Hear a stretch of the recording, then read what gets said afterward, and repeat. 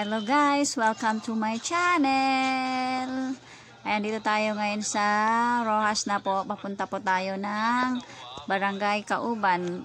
Ano yan, party po ng norte ng Palawan. Ayan, dyan po tayo pupunta. Ngayon nga po wala masyadong tao at dalawa lang po kaming pasahero sa van na ito. Kaya parang rented namin. Kaya guys, sana po sundan niyo po yung aking video hanggang panoorin niyo po hanggang sa huli para makita niyo po ang magagandang tanawin po ng Kauban, especially mga beaches po doon. Magaganda po talaga doon. Tara guys, samahan niyo po ako. Puntahan na natin ang Kauban.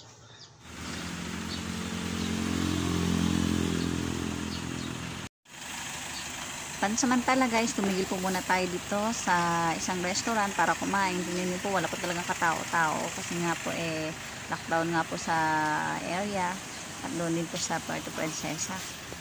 Napakaganda po ng restaurant po na nito. Masyadong malinis. Ayan po yung mga masasarap na putahe po nila. Ayan.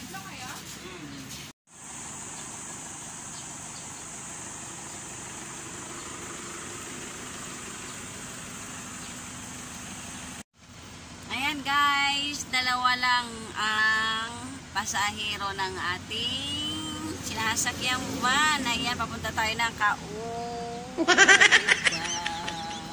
Tingnan lang natin kung anong pwedeng activities na pwede natin gawin doon. Abangan ang ating mga activities na gagawin sa Kauban. Parang arkilado ko yung buong van nila, kuya. Hello, kuya. Oh my God! Wow! Maraming laman. Ako lang yung pasahero nila. Kasi nga nag-lockdown sa Puerto Princesa, buti nakaano pa kami, nakabiyahe. Oh, parang arkilado ko yung van nila, kuya, no. A few moments later.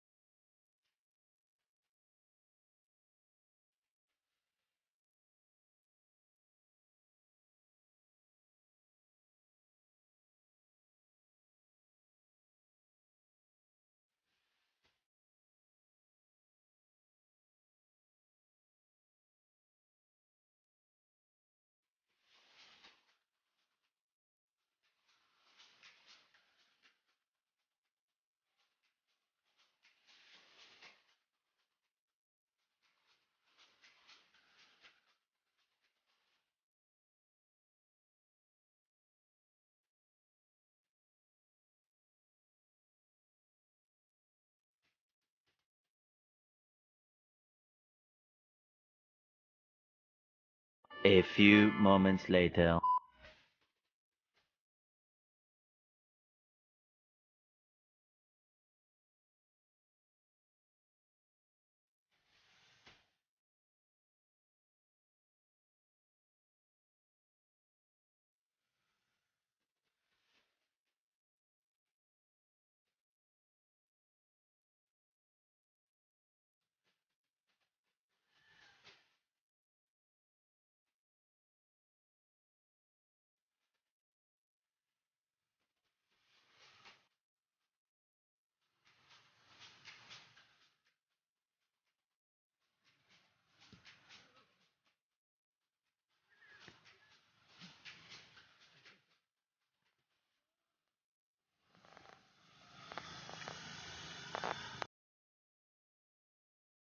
Parikoy! Welcome back to my channel. It's Jill Fox.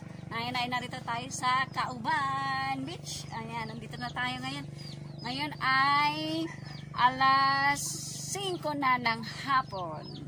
Ayan, mga Marikoy and Parikoy, ngayon lang ulit ako nakabalik dito sa Kauban. The last time na nandito ako ay... Kailan ba yun? Last 3 years ago. I'm so happy na I'm back here. That time naman kasi hindi pa ako nagpa-vlog. So ayan, eto ngayon. Gusto kong ma-share sa inyo kung gaano kaganda ang lugar na to. Welcome to Kauban! San Vicente! Ayan ang aking kapatid. Siya talaga yung pinupuntahan ko dito. Taga dito na kasi yan. Mga Marikoy and Parikoy, napakaganda po. Namnaman niyo po ang ganda ng paligid na ito. Diba? Napakainam bakasyonan mga Marikoy and Parikoy. O, tingnan niyo po. Yan. Na isa sa mga napaka-relaxing na lugar kapag kayo ay na-stress sa city. Dito ang magandang puntahan. Tahimik. Ayan, tahimik ang lugar. Ang putik pa ng buhangin. So, stunning white sand. Tingnan niyo po mga Marikoy. Napakaputi po ng white sand na ito. Wala po nagbibit dito, baka ako pa lang. At yung mga tao dito po, mga Marikoy and Parikoy, talaga lahat sila karamihan dito nangingisda. Kita nyo po yan, napakaraming bangka. Yan ang pangunahing hanap buhay ng mga tao rito. Napapatingin ako sa kabilang screen kasi nga tinitingnan ko yung view ng bangka.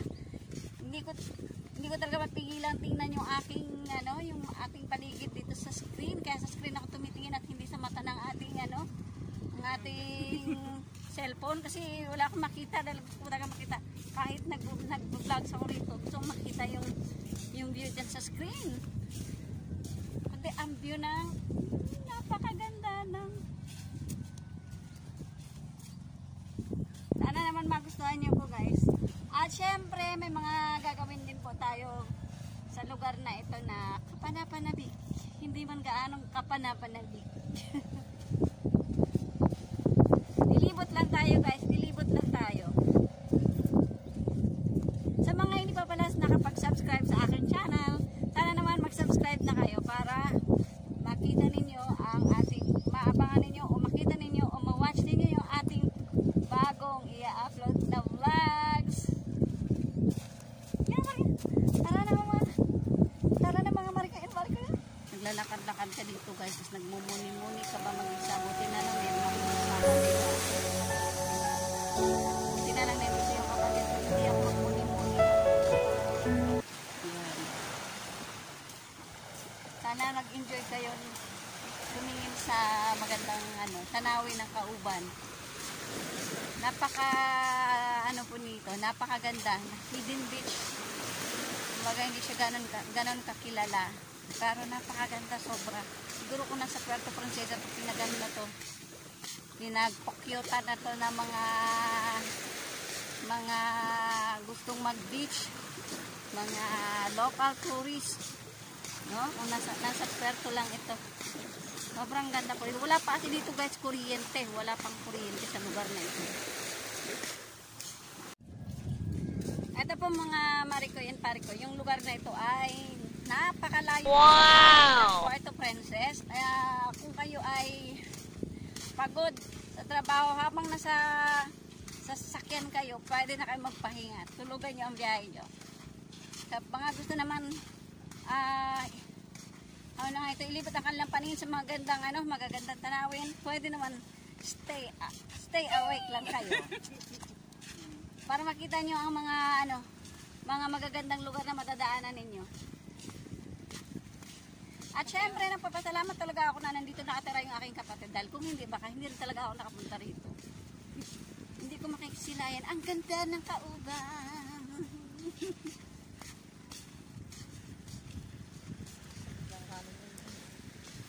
Ang sarap mamasyal dito guys. Ang sarap dito sa umaga. Maglakad-lakad, mag-exercise. Sa mga nagpapagaling, ako, the best talaga ito. Yung mga nagpapagaling ng mental, alam na. Hindi ko na maalala. Basta yung gustong mag-relax. The best ang lugar na ito na makapag-relax. Sobrang tahimik po rito.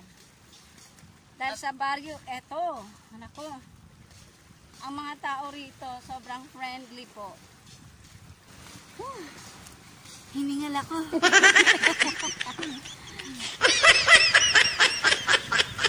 Ay, mega shout out pala. Mega shout out sa aking friends.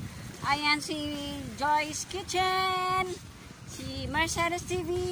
Ayan, thank you sa inyo. Sa Team Premier, thank you po sa lahat. Saka, syempre, yung nag-treat sa akin ng bakasyon na to, maraming salamat sa'yo. Alam mo na yon kung sino ka. Salamat talaga. Salamat pala kay, kay Inday Chloe Vlogs. Inday Chloe Vlogs. Ayan. Kay Sis Inday Chloe Vlogs, salamat sa iyong pabaon. Pabaon ko sa Inday Chloe Vlogs. At saka, hiningal talaga ako, guys. Kasi nga, ay mga Marikoy kasi nga, sobrang excitement ba? Sobrang excitement. Kaya medyo hiningal ako. Kailangan, ang sarap siguro taga dito mag-jogging tuwing morning. Nako, ayan. Salamat din pala kay kay Sir Marlon Technique. Ayan, kay Sir Marlon Technique. Thank you very much, sir. At saka